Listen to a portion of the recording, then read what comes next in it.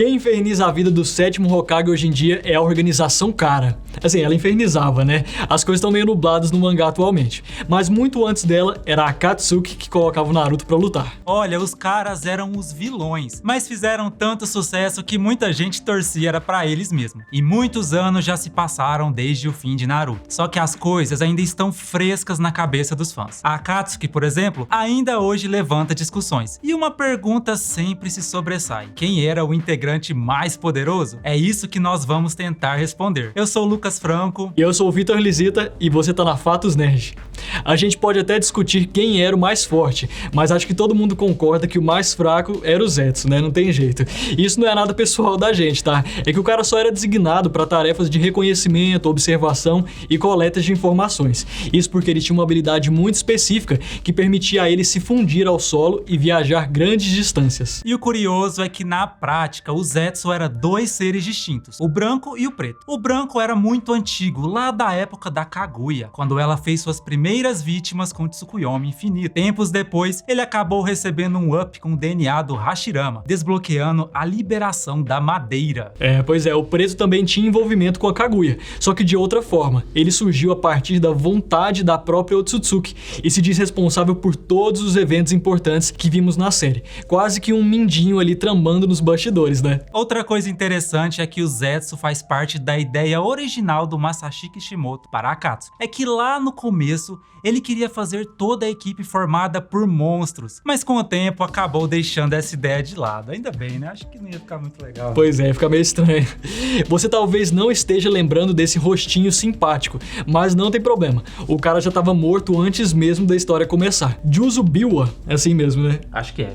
Foi o primeiro parceiro do Itachi na Akatsuki, e ele era um dos 7 espadachins da névoa. Da espada dele eu aposto que você se lembra. É a mesma que foi empunhada por Zabu Zamomoshi. O nome é complicado, mas deixa eu tentar aqui. Kubikiribocho. Acho que é isso mesmo.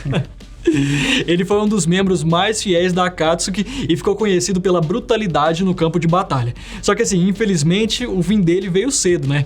Durante uma missão secreta no País da Água, Biwa foi morto pelo 4º Mizukage. E na ocasião, ainda rolou um momento fofo de despedida entre ele e o Itachi, com música triste e tudo. Foi lindo.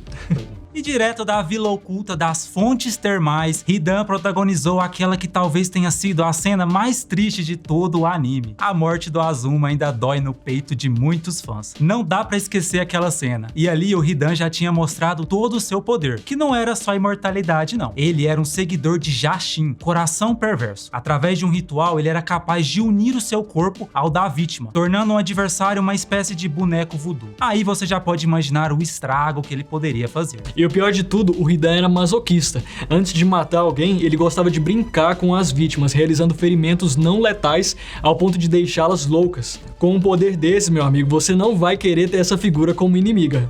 O Deidara pode não ser o mais forte da nossa lista, mas ele certamente foi um dos mais populares, pelo menos por um tempo. Já na sua estreia, o ninja dos explosivos e da argila alcançou o 3º lugar no ranking de popularidade, inclusive da frente do Naruto, que tipo assim, dá nome pro negócio. Pois é, tirar o protagonista do top 3 não é pra qualquer um, mas o Deidara foi criado pra isso mesmo, ser popular. Ele pode não estar no topo do ranking, mas isso não significa que ele não seja forte. Acontece que os outros membros do grupo são tão poderosos que fica até complicado pro cara, né? É só lembrar da primeira vez que ele apareceu. O cara perdeu os braços e ainda conseguiu sobreviver para lutar contra o Sasuke. E aquela luta foi bastante complexa pro Uchiha, que passou por um sufoco danado e quase morreu. O Deidara era tão talentoso que foi recrutado quase que à força pela Akatsuki, depois que o grupo viu seu potencial. Na ocasião, ele fez uma aposta com Itachi e acabou perdendo. E isso motivou a treinar os seus olhos para nunca mais cair no Genjutsu do clã Uchiha. Lembrando que ele tinha a Kekkei Genkai da liberação da explosão, combinada com o Kinjutsu daquelas bocas nas mãos e no peito, permitia que ele criasse criaturas de argila, cada uma com uma habilidade diferente. Ele era massa, mas era esquisito, né? Esquisito aqui. E mais forte que o Deidara era do seu parceiro, terceiro, o Sasori. A história dele seguia aquele padrão da criança sofrida que atormentava tantos personagens. Sério, por que tem tantas crianças abandonadas nesse universo? E no caso do Sasori, o problema foi o assassinato dos seus pais por Sakumo Hatake, o pai do Kakashi, né? Depois disso, a única coisa que conseguia colocar um sorriso no rosto do menino eram as marionetes da avó Shio. Inclusive, o Sasori foi tão longe nessa história de marionetes que transformou o próprio corpo em uma. Já Nakatsuki foi parceiro do Orochimaru e eles até que se deram muito bem. Uma coisa que eles tinham em comum era o desejo pelo corpo alheio. Que bizarro, né? Isso porque muitas das marionetes utilizadas por Sasori eram de fato pessoas que ele assassinou e transformou em armas, inclusive o terceiro Kazekage. Ele usava 100 marionetes ao mesmo tempo como técnica especial. Imagina só o caos se ele decidisse utilizar tudo isso contra uma aldeia inteira. O homem era brabo. Brabíssimo. E o Masashi Kishimoto já deixou claro que sempre esteve nos planos dele uma personagem feminina na Akatsuki. Mesmo que os primeiros rascunhos tenham se distanciado muito do resultado final, a Konan acabou se tornando essa personagem. E junto com o Nagato e o Yahiko, a menina foi uma das fundadoras da Akatsuki, que nasceu com o objetivo de manter a paz em uma nação arrasada pela guerra. Só que tudo desandou depois da morte do Yahiko. Por mais que o grupo tivesse os seus objetivos, o que a Konan realmente queria era proteger o Nagato. E isso mesmo depois da morte dele, já que ela lutou com todas as suas forças contra o Obito para impedi-lo de roubar o Rinnegan do Nagato. É verdade que a moça teve tempo de se preparar para a luta, mas isso não tira o mérito da força ou da inteligência dela. Sem dúvida, uma das melhores cenas de batalha de todo o anime. É o famoso preparo, né? E a habilidade da ninja você conhece bem. A Konan possuía um ninjutsu que a permitia não só controlar origamis, como também transformar o próprio corpo e as roupas em papéis. E olha, sempre rendia cenas ótimas quando ela fazia aquelas asas, então, cara, era sensacional. Era muito bonito. Mais bizarro mesmo era o parceiro do Hidan. De todos os ninjas cuja idade a gente sabe, o Kakuzu era o mais velho, 91 anos de idade. E o segredo nem era produzir Vones, eu sei que você pensou disso. Era uma técnica proibida que ele conquistou depois de uma missão que fracassou, mas mudou a vida dele. Na época de jovem ninja, na Vila Oculta da Cachoeira, o Kakuzu recebeu a missão de matar uma pessoa. Hashirama Senju, o primeiro Hokage, o deus ninja, né? Claro que ele levou uma surra colossal e voltou pra casa com o rabinho entre as pernas. Só que não ficou por isso. O Kakuzu se vingou dos aldeões da vila e de quebra ainda roubou seus corações. E o forte do cara estava justamente nesses corações roubados, que concediam a ele novas afinidades elementares, uma nova gama de jutsus e habilidades únicas, além, claro, de acumular vidas. A cada coração roubado, menores eram as chances dele morrer em batalha. Tá achando que é pouco? Olha, os corações também podiam lutar, o que só era possível graças ao corpo do Kakuzu, todo trabalhado na base dos fios, o que fazia dele, sei lá, um boneco de pano agressivo.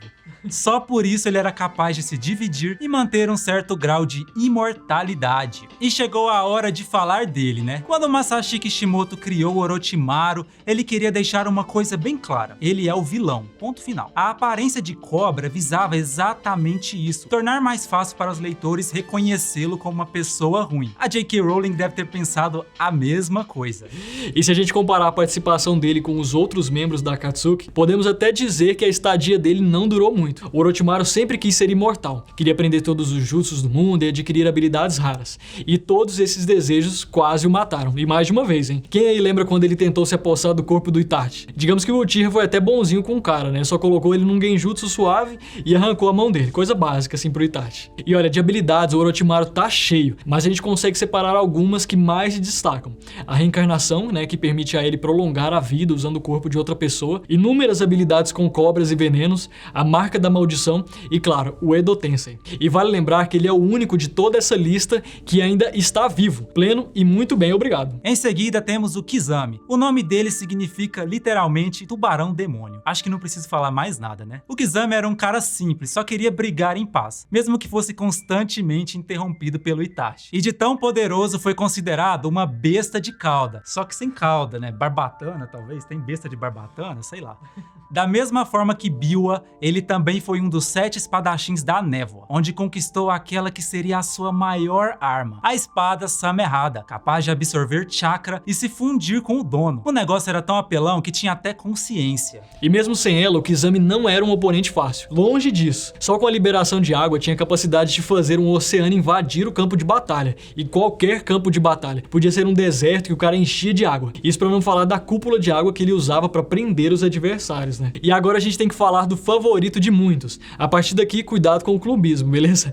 Formado na Academia Ninja com apenas 7 anos, Chunin aos 10 e Capitão Danbu aos 13, com um currículo desse fica até difícil de competir, né? Itachi Uchiha tem uma história marcada por muito, mas muito sofrimento e também muita apelação. Foi ele quem massacrou todo o clã Uchiha, deixando apenas o seu irmãozinho mais novo pra contar a história. O Itachi entrou para a Akatsuki com o pretexto de se tornar um espião de Konoha na organização. E lá ele firmou uma poderosa parceria com Kizami. Entre suas habilidades mais poderosas, a gente pode destacar o Mangekyo Sharingan. O Itachi era um mestre do Genjutsu e mesmo com uma reserva de chakra considerada baixa, foi capaz de acabar com o Kakashi assim, ó, em poucos minutos. Isso pra não falar do Amaterasu e claro, no gigantesco Susanoo. Antes de virar modinha, o Itachi foi o primeiro a aparecer utilizando a técnica. Se você ainda não estiver satisfeito, o Itachi também era capaz de usar a espada de Totsuka para selar até os oponentes mais poderosos. E tinha ainda o espelho de Yata, que era um escudo capaz de refletir qualquer tipo de ataque. Acho que já tá bom, né?